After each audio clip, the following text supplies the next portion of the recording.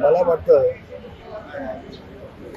विनायक राऊत यांनी आपल्या पायाखाली काय जळतंय ते पर्यंत पाहावं. दुसऱ्याकडे एक बोट दाखवतो किंवा शिल्लक असलेली बोटं आपल्याकडे असतात याचं त्यांनी भान ठेवावं. मोठं बोल पण वेटून बोल, हे किती दिवस बोलणार आहेत मला सांगा. विनायक राऊत यांचा माझ्या मनामध्ये फार आदर आहे.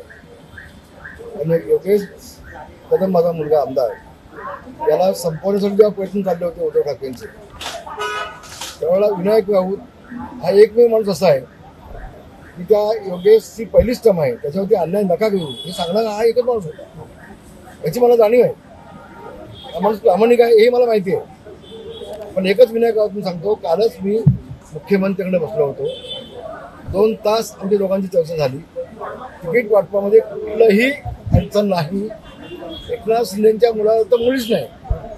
त्याला मुद्दाम सांगतो, एकनाथ शिंदेच्या मुलाला तिकीट नाही मिळालं तर मी राजकारणात निवृत्त होऊन जाईल.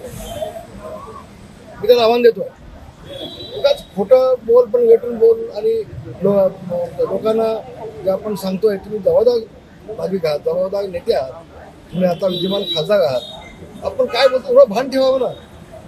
मला एक सांगा विनायक राऊतजी, 40 आमदार 10 खासदार उद्धव ठाकरे का सोडून जातात? योगेश दादा ते कसा अन्याय होत होता ते आपण डोळ्याने पाहिलेत ना. आपण प्रामाणिकपणे प्रयत्न केला, मला ती कल्पना आहे, पण आपण तुमच्यावर ऐकलं नाही. आणि म्हणून उद्धवजींच्या आजूबाजूचे जे लोक आहेत ना, त्यांनी पक्ष बुडवला, त्यांचा पक्ष बुडवला. आपण आपली काळजी घ्या. भविष्यात उद्धवजींसोबत काय घडणार नाही. एक दिवस असा येईल की उद्धव ठाकरे फॅमिली कुटुंब रात्री गपचूप जागा उचलून आपला देश सोडून बाहेर जातील. कोण घालणार नाही शिल्लक. हे लिहून ठेवा आज. काळजी तुमची घ्या स्वतःची, एकनाथ शिंदेच्या मुलाची नको.